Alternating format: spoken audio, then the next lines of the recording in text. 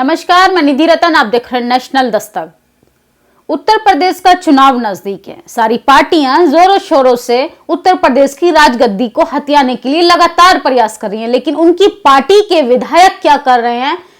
महिलाओं का बलात्कार, बच्चियों के साथ छेड़खानी, मारपीट और न जाने तरह तरह की गुंडागर्दी। ऐसी ही दर्द भरी कहानी है उन्नाव रेप पीड़िता की मां आशा सिंह की। आइए मैं आपको वो पत्र पढ़कर सुनाती हूँ जिसमें आशा सिंह ने खुद अपना दर्द बयां किया है।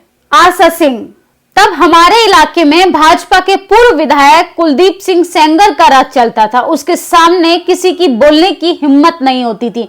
पुलिस प्रशासन हर जगह उसका दबदबा था। एक दिन उसने मेरी बेटी को घर बुलाकर रेप किया, फिर धमकी दी कि जुबान खोली तो परिवार को खत्म कर दूंगा। बेटी डर गई और किसी से कुछ ना कह पाई। तब बेटी की उम्र तकरीबन 16 साल रही होगी। मुझे आज भी याद है कि रात के करीब 8 बज रहे होंगे। वे चूल्हे के पास बैठी बर्तन धो रही थी, एकदम खामोश थी। मुझे थोड़ा अजीब लगा। मैंने उससे पूछा, कुछ हुआ तो नहीं? कई बार पूछने पे वह कुछ ना बोली। कुछ दिन तक वह ऐसे ही गुमसुम रही। एक दिन हमारे घर का हैंडपंप खराब हो गया। बड़ी बेटी घर से थोड़ी दूर पानी भरने के लिए गई। तभी वहां एक गाड़ी पहुंची और 5 लोगों ने मिलकर मेरी बेटी को जबरन गाड़ी में खींच लिया। हम लोग इधर उधर बेटी को ढूंढते रहे, हर किसी के बेटी के लिए गुहार लगाते रहे। फिर गांव के लोगों ने देवर को बताया, उसे कुलदीप सेंगर के लोग उठाकर ले गए। इसके बाद हम रिपोर्ट लिखवाने थाने पहुंचे। करीब 1 हफ्ते बाद मेरी बेटी को बरामद किया गया। 8 दिन तक वो महिला थाने में रही। इसके बाद वो अपनी चाची के यहाँ दिल्ली चली गई।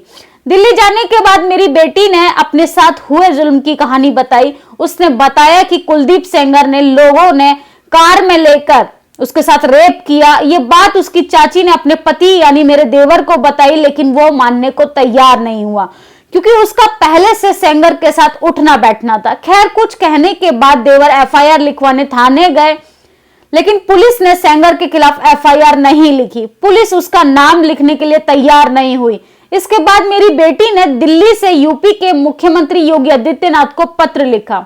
मैं तो बेटी का हाल देखकर टूट गई थी। घर में मेरी सास की तबीयत खराब रहती थी। 3 अप्रैल 2018 की बात है कि मेरे पति दिल्ली से सास की दवा लेकर उन्नाव आए थे। शाम का वक्त हम लोग घर के अंदर बैठकर चाय पी रहे थे। कुछ लोग आ गए। हम डर की वजह से दरवाजा बंद कर लिए। वो लोग छत पर चढ़ गए और पीछे की तरफ से हमारे आंगन में उतर गए और मारपीट की, पति को खींचकर मारते हुए बाहर ले गए। हमने सोचा कि वे लोग मेरे पति को पुलिस स्टेशन ले गए होंगे, कुछ देर में छोड़ देंगे, लेकिन तभी मेरे छोटे से बेटे ने बताया कि पापा को पेड़ के साथ बांध दिया है और हम वहां की तरफ भागे। हमने देखा कि मेरे पति को उन लोगों ने नीम के पेड़ के ऊपर बांध दिया है और बंदूक की बट से उन्हें मार रहे थे। मेरे पति लहूलुहान हो गए थे। हमने दौड़कर भागकर पुलिस को बताया, लेकिन कोई फरियाद नहीं हुई। पुलिस खड़ी तमाशा देखती रही। वे लोग मेरे पति को मारते रहे। फिर उन लोगों ने उसे पेड़ से उतारकर थाने में फेंक कर चले गए। हम भी पुलिस थाने की तरफ भागे। अपने पति को पानी पिलाने की कोशिश की, लेकिन पुलिस ने मुझे पानी पिलाने नहीं दिया। पुलिस वाले बोलने लगे कि पानी पिलाया तो जहर फैल जाएगा। मेरे पति ठंड से कांप रहे थे। पुलिस ने उन्हें कंबल तक नहीं ओढ़ने दिया।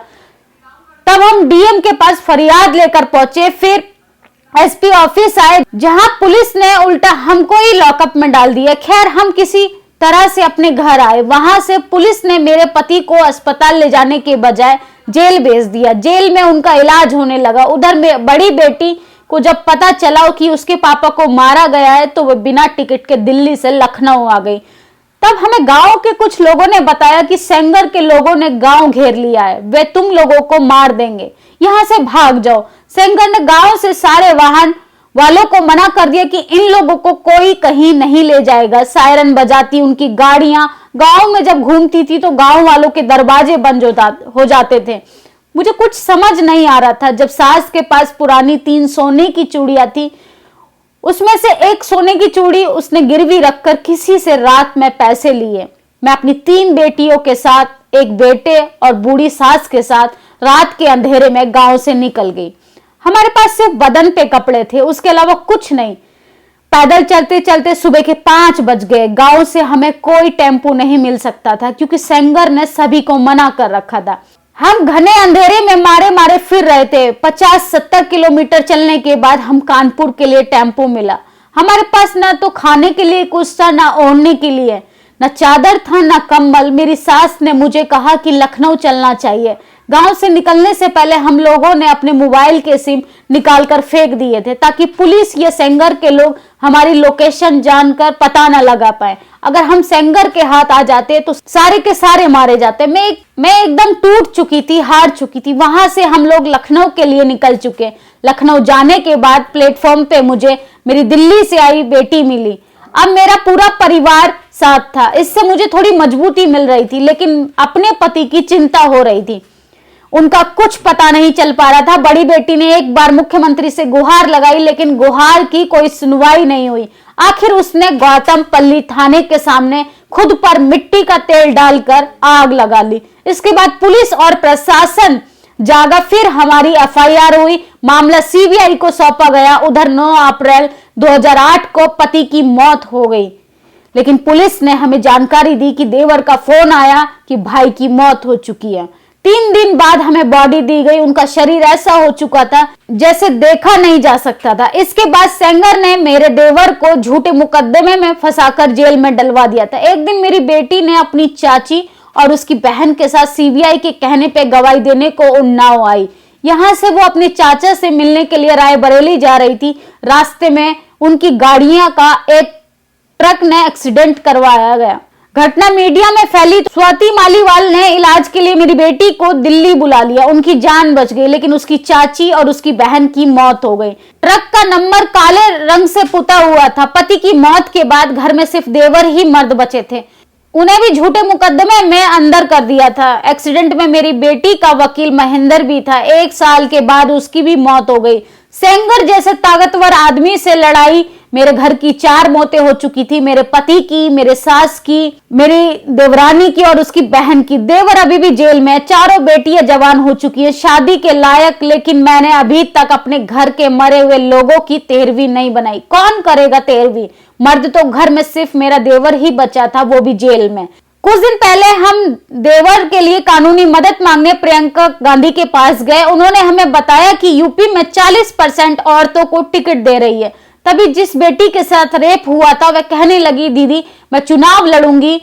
उन्होंने उम्र पूछा तो वह बोली कि 19 साल है मेरी उम्र। दीदी ने कहा 25 साल की हो जाओ, हम तुम्हें चुनाव लड़ाएंगे। फिर दीदी ने कहा कि आपके घर की कोई और मुखिया है तो आप चुनाव लड़िए। मैंने कहा मैं तो चूल्हा चौका करने वाली औरत हूं, ना भाषण देना जानती हूँ, ना बोलना जानती हूँ। तो दीदी कहने लगी कि आपको कुछ नहीं बोलना है, बस हाथ जोड़कर यही कहना है कि मैं रेप पीड़िता की मां हूं, बाकी सब हम देख लेंगे। उन्होंने कहा कि सत्ता हासिल करो और अपनी लड़ाई लड़ो। मुझे प्रियंका बहुत पसंद है। मुझे देखकर वह कहती है कि मेरी मां ने बहुत तकलीफें झेली, उन्होंने साथ में बहुत कुछ हुआ, हम भी अपने पापा का चेहरा नहीं देख पाए। ऐसा कहते हुए वह रो देती हैं। वह बोलती हैं कि जीवन तक मैं तुम्हारे साथ हूं। बस उनके सहारे मैंने भी टिकट के लिए हाँ कर दी। और आशा सिंह उन्नाव रेप पीड़िता की मां, जिन्होंने अपना ये दर्द बयां किया।